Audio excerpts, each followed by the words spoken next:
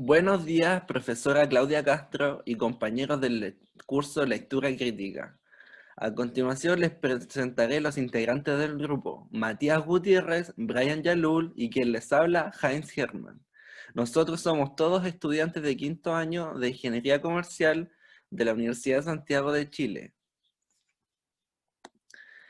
El texto que les presentaremos hoy se titula Propuestas para enfrentar el duro impacto del COVID-19 y la crisis económica en el financiamiento municipal, escrito por Nemesio Arancibia Torres e Iván Borkowski González, el cual se publicó el 4 de mayo del 2020 por medio de CIPER.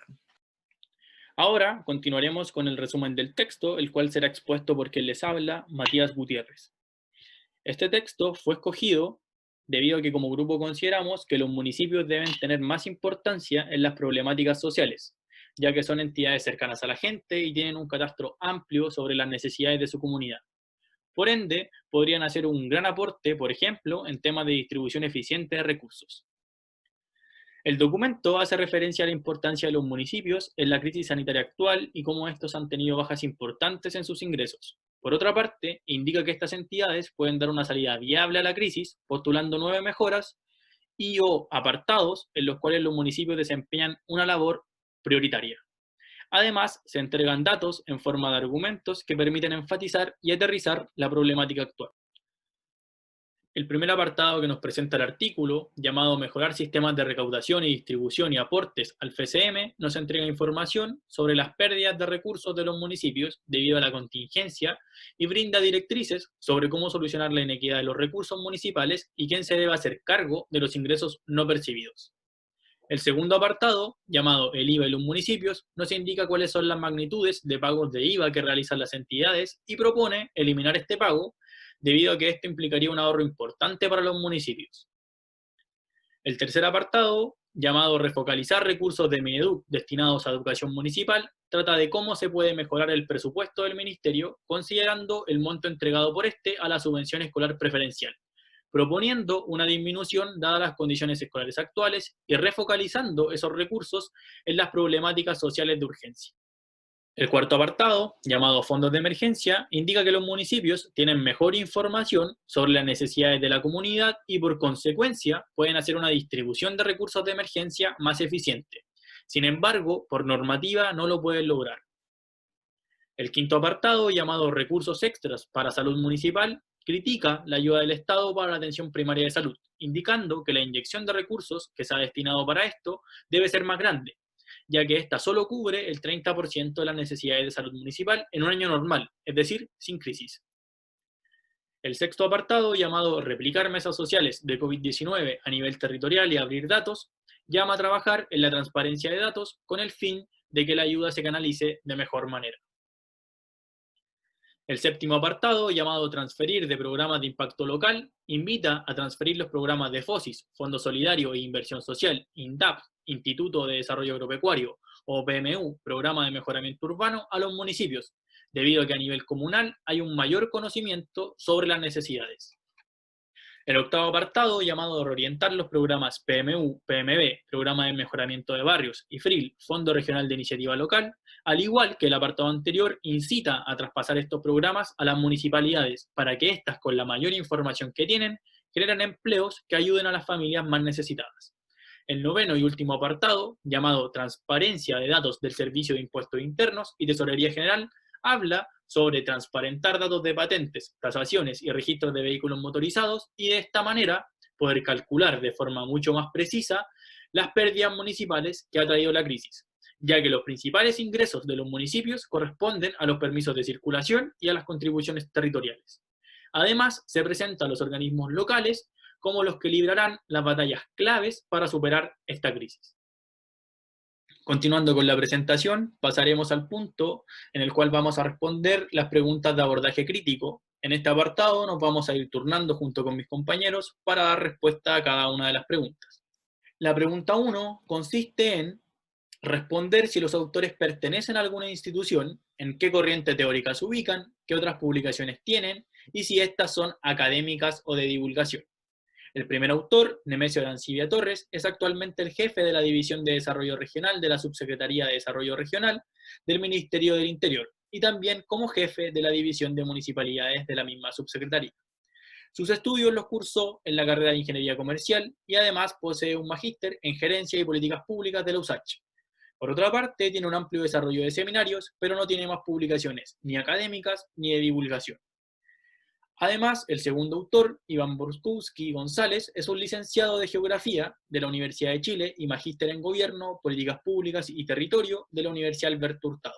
Se ha desempeñado como secretario ejecutivo de la Asociación Chilena de Municipalidades y la mayoría de sus publicaciones son columnas de opinión o sugerencias sobre la labor municipal.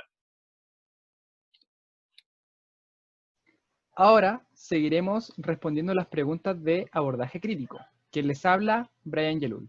La siguiente pregunta es la letra B, la cual dice, ¿qué se puede decir de la revista, blog, editorial o institución que publica el documento? ¿Dónde está publicado el texto? El texto está publicado en el Centro de Investigación Periodística, CIPER, específicamente en el apartado de opinión. CIPER se autodenomina como un medio alternativo de información, el cual funciona como una organización sin ánimos de lucro. Fue creado en mayo del 2007, su patrimonio se conforma por donaciones voluntarias, cuyo monto, origen y empleo rinde cuenta pública.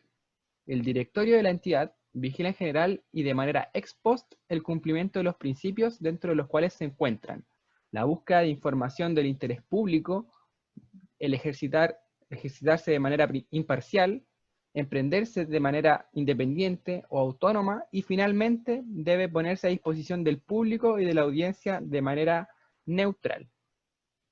CIPER considera que la democracia tiene como uno de sus pilares fundamentales el derecho de los ciudadanos a hacer el escrutinio de los poderes públicos y privados a fin de verificar que cumplan la ley y estén a la altura de las expectativas que han sembrado explícitamente los ciudadanos. Uno de los deberes del periodismo de investigación es hacer ese escrutinio, contribuyendo a la transparencia de la esfera pública. CIPER posee tendencias políticas independientes y su director es Pedro Ramírez, un destacado periodista que ha sido editor nacional de la revista Hoy, editor político de la revista ¿Qué pasa?, editor político y de reportajes del diario Las Últimas Noticias y editor nacional del diario 7. Además, en 2009 obtuvo el premio al periodismo de excelencia otorgado por la Universidad Alberto Hurtado por el reportaje La historia secreta del secuestro de Christian Edwards. La siguiente pregunta dice, ¿a qué público está dirigido el texto? ¿Cómo se infiere este de los datos? El texto está dirigido a las organizaciones o entidades gubernamentales que toman las decisiones en el país, llámese ministros, poder legislativo, etc. Esto se puede inferir de las diversas citas que hace el texto, en las cuales llama a distintas entidades públicas a, por ejemplo, redistribuir recursos, implementar o traspasar proyectos a los municipios, entre otros. En el punto, el cual habla sobre cómo mejorar sistemas de recaudación, distribución y aportes al Fondo Común Municipal, se indica que Subderre, la Subsecretaría del Desarrollo Regional, solo entregó 66.000 millones a este fondo, con el fin de solventar las pérdidas de ingreso municipal, siendo que la pérdida por la exención del pago de contribuciones decidida por el Estado es de aproximadamente 600.000 millones de pesos. Es por esto que en este apartado se hace un llamado a que el Estado se haga cargo de las pérdidas municipales. Otro ejemplo importante que nos permite determinar hacia quién va dirigido el texto está presente en el punto 2, donde se hace mención de la cantidad de ahorro que se generaría si se les permite a los municipios dejar de pagar el IVA por el año 2020, con el fin de ayudar en la solvencia financiera de estas entidades.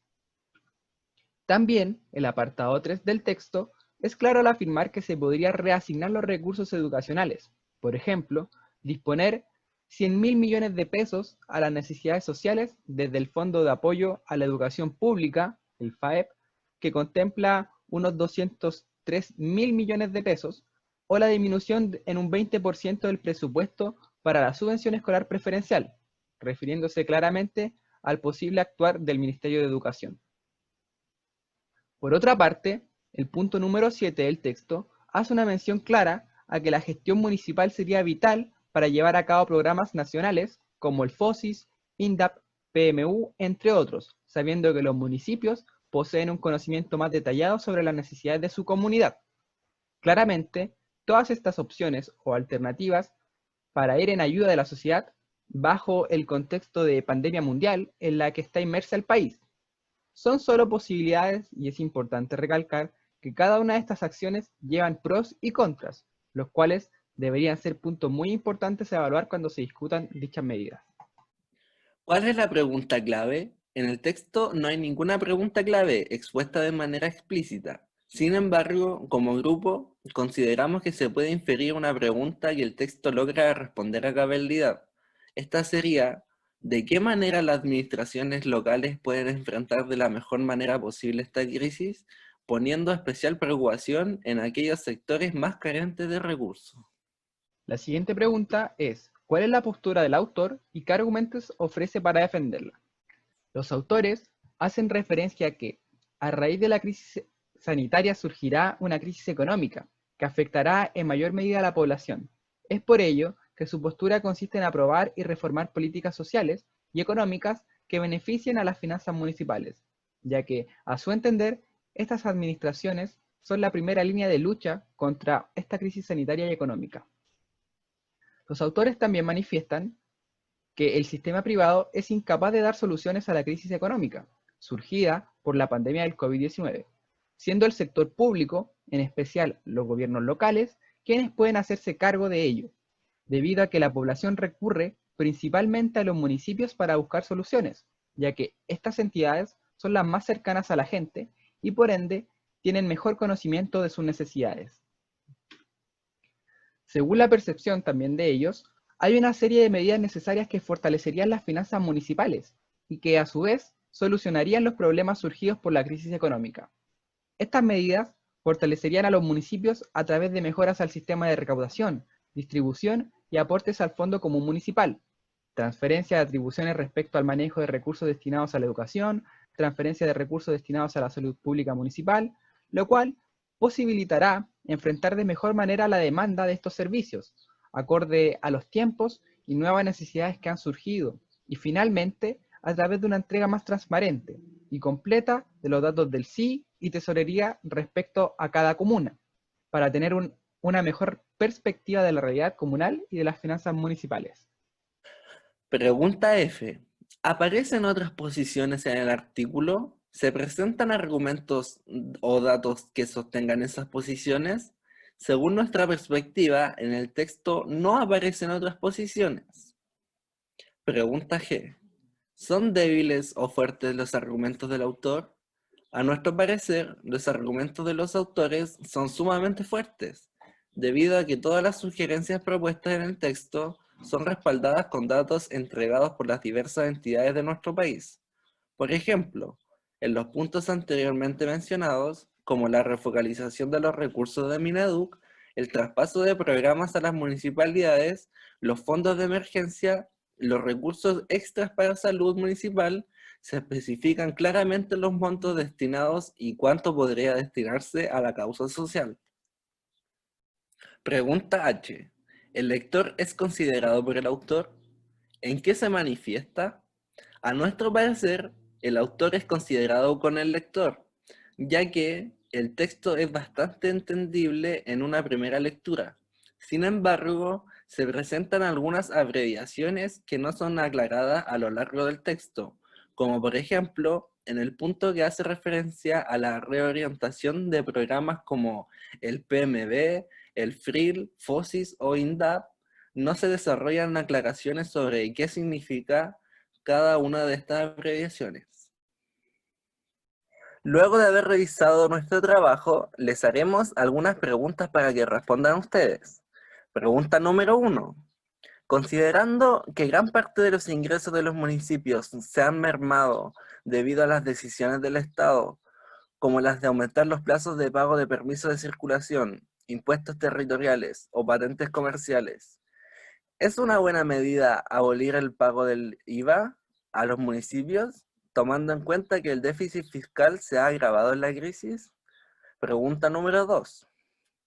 ¿Será realmente eficiente el traspaso de proyectos como el PMU, PMB, FRIL, FOSIS e INDAP a las administraciones locales, considerando la carga en términos de distribución de recursos?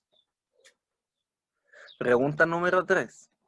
Así como existe inequidad en los ingresos municipales, ¿consideran ustedes que hay malas prácticas en este tipo de instituciones? En términos salariales, problemas de lobby, entre otros, que puedan desencadenar aún más ineficiencia en términos de recursos. Mencione un ejemplo de este tipo de prácticas llevada a cabo por algún municipio o representante del mismo. Con esto ha terminado nuestra presentación sobre la lectura crítica de un texto. Muchas gracias por su atención.